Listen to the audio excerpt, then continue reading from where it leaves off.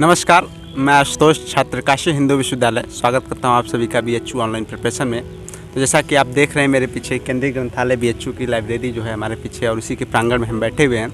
और हमारे साथ जुड़ चुके हैं हिमांशु तिवारी, जिन्होंने बीएचयू हिंदी एमए प्रवेश परीक्षा में प्रथम स्थान प्राप्त किया और साथ ही में प्रयोजनमूलक हिंदी में जो है द्वितीय स्थान प्राप्त किया। तो पहले तो बहुत बहुत बधाइयाँ हिमांशु आपको कि आपने जो है ऐसी सफलता प्राप्त की। तो आज हमारे व्यूअर को बताइए कैसा लग रहा है सफलता पाने के बाद।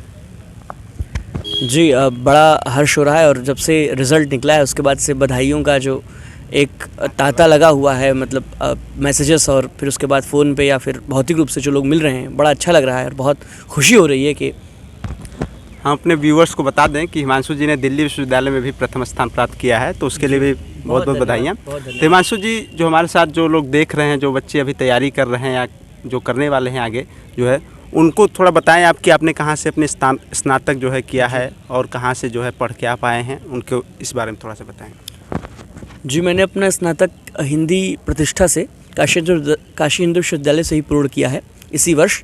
और उसके बाद से मैं अब जो है इन दिनों भी इसी इंतज़ार में हूँ कि एमए में प्रवेश लिया जाए। और हमारे व्यूअर्स को ये बताइए कि आप कहाँ के रहने वाले हैं, थोड़ा उसके बारे में भी थोड़ा बताइए। जी, मैं बलरामपुर ज़िले का हूँ, उत्तर प्रदेश का ज़िला बलरामपुर। वहाँ से मैंने अपने स्कूलिंग शुरुआती पाठ्यक्रम है उसको पूर्ण किया है। उसके बाद से मैं काशी हिंदू विश्वविद्यालय में इसका छात्र हूँ और यहाँ से स्नातक पूर्ण किया है हिंदी विषय से।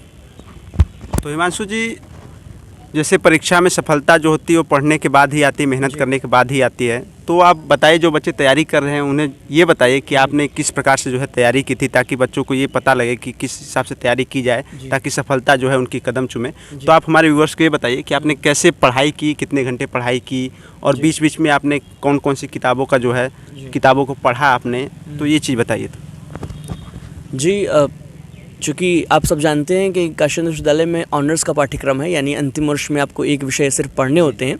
तो 2 वर्षों तक मैंने कुछ खास हिंदी साहित्य को नहीं पढ़ा था, वैसे जैसे अन्य विषयों को मैंने पढ़ा। इसलिए हिंदी ऑनर्स पे ज़्यादा ध्यान नहीं दिया हिंदी विषय पर, क्योंकि ये तृतीय वर्ष में सिर्फ एक ही विषय पढ़ना होता है। तो पिछले वर्ष यही महीने थे, नवंबर दिसंबर, जब मैंने तैयारी शुरू की, जैसे विधिवत तैयारी शुरू करना कहा जाए, उसमें मैंने जो शुरुआत की वो रामचंद्र शुक्ल की पुस्तक, जो हमारी कह सकते हैं हिंदी साहित्य का वेद है, उसको मैंने उससे अध्ययन प्रारंभ किया। उसके बाद मैंने बच्चन सिंह का जो आधुनिक साहित्य का इतिहास है उसका अध्ययन किया। तत्पश्चात जो है मैंने संवेदना का जो इतिहास है राम स्वरूप चतुर्वेदी जी का, उसको मैंने अध्ययन किया। बस एक ज़रूरी चीज़ जो मैं आपको बताना चाहूँगा कि ज़्यादा पुस्तकें पढ़ने की ज़रूरत नहीं है, बस आपको वही है कि आपको बारंबार उसका अभ्यास करना होगा, बार बार पढ़ना होगा।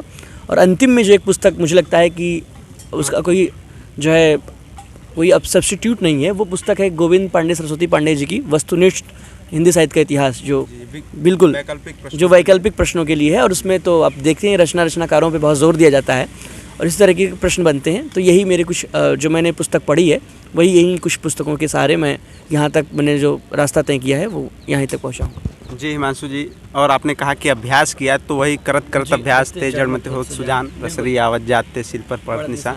तो अभ्यास ही है जो, और उसका जैसे कहते हैं कि मेहनत का कोई विकल्प नहीं है। तो मेहनत जो है लगातार करते रहे, क्योंकि मेहनत का कोई विकल्प नहीं है। आप ये सोचिए कि शॉर्टकट हो कोई, या एक दिन में 2 दिन में परीक्षा जो है पास कर ले, तो ऐसा नहीं होता है। तो हिमांशु जी, मैं एक चीज़ पूछना चाहूँगा, जो ज़्यादातर बच्चे पूछते हैं कि सर पढ़ते पढ़ते जो क्या होता है कि हम बोर फील करने लगते हैं या थोड़ा मोटिवेशन डाउन हो जाता है, तो उससे कैसे आप बचे और आपने अपने को सेल्फ मोटिवेटेड कैसे रखा? जी, ये जो है प्रश्न, जब आप हिंदी साहित्य के विद्यार्थी होते हैं तो ये प्रश्न अन्य लोगों की तुलना में आपके लिए अलग हो जाता है। अलग इस संदर्भ में हो जाता है कि चूँकि मनोरंजन करने लगते हैं लोग, जो सबका जवाब होता है कि चूँकि अपना सिलेबस पढ़ रहे हैं उसमें बोर हो गए तो मनोरंजन कर रहे हैं, और साहित्य स्वयं में ही मनोरंजन है। तो जब आप हिंदी साहित्य का, चूँकि आप जब विधाएं पढ़ रहे होते हैं जैसे उपन्यास कहानियाँ, तो इनमें आप बोर हो ही नहीं सकते। आप साहित्य का इतिहास जो पढ़ रहे हैं तो संभव है आप बोर हो जाएँ।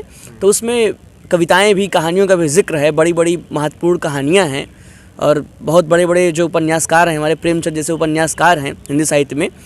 तो जब आपके पास उपस्थित हैं ये, और आपके सिलेबस का ही पाठ्यक्रम है, आपके विषय का ही, आपके भविष्य का ही हिस्सा हैं वो, तो क्यों ना हम उन्हीं को पढ़ें और उन्हीं कविताएं पढ़ें और कहानियाँ पढ़ें। तो बिल्कुल हिंदी साहित्य स्वयं में ही मनोरंजन है। तो इससे जो है इसमें आप जब आप बोर हो जाएंगे तो फिर जब मनोरंजन के लिए भी आपको हिंदी साहित्य ही पढ़ना चाहिए, मेरा जो मानना है। कविताएं हैं, गीत हैं, गज़ल हैं, कहानियाँ हैं, तो इससे आपकी पढ़ाई भी होती रहेगी और मनोरंजन भी बना रहेगा।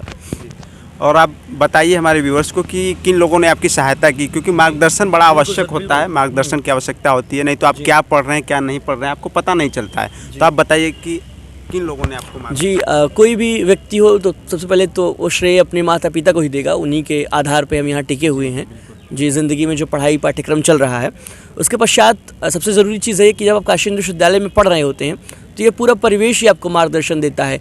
यहाँ के जो सेंट्रल लाइब्रेरी जैसी व्यवस्थाएँ जो अन्य विश्वविद्यालयों में बिल्कुल नहीं होती हैं, तो ये तैयारियों में या यूँ कहें कि गुरुजनों का और जो अग्रजों का सानिध्य है वो बहुत महत्वपूर्ण है। यहाँ पे सीखते बढ़ते जो सिलसिला चलता रहता है हमेशा, वो काशी हिंदू विश्वविद्यालय का जो माहौल है उसको मैं बहुत हद तक श्रेय दूंगा।